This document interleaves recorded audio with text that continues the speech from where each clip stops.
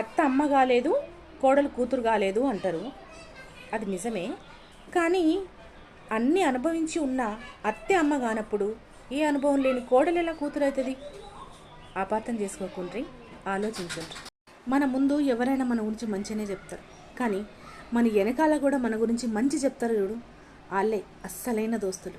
అసలు దోస్తులు లైఫ్లో ఉంటే అస్సలు ఇడిసపెట్టద్దు. లైఫ్ అంతా కలిసే ఉండాలా.